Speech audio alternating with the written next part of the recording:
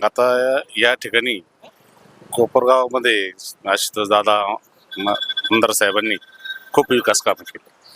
कोर्टाचे building असेल, police स्टेशनची building असेल, रस्ते असतील, पाणी प्रश्न असेल, 5 नंबर तलाव असेल, त्यांनी सगळ्या गोष्टी यांनी मंजूर करून कोपरावचं जे 20-22 दिवसाचं पाणी 4 दिवस तर आणून ठेवले. याच्यापेक्षा काय विकास पाहिजे? आणि आत्ता परत जर सत्ता आली ना, तर तुम्हाला सांगतो दररोज पाणी राहील, दररोज कोपरावला पाणी राहील. काय एकंदरीत इथं जो पाण्याचा प्रश्न आहे तो मोठा होता. तो प्रश्न खूप मोठा होता ना, तो त्यांनी सॉल्व्ह केला. त्याच्यामुळे कोपरावचं मार्केट पुन्हा फुललंय, भरपूर मार्केट तयार झालंय आणि त्यांच्या नेतृत्वामध्ये ताकद आहे. त्यांच्याकडे जी काम करण्याची धमक आहे, काम करून आणण्याची धमक आहे. वरतून ते सगळे मंजुरी करून पूर्ण तालुक्याचा विकास केलेला आहे त्यांनी. ग्रामीण भागात असो, शहरी भागात असो, जे ग्रामीणचे रस्ते असतील, ते सुविधा लोकांना फक्त रस्ते, पाणी हे महत्वाचं आहे.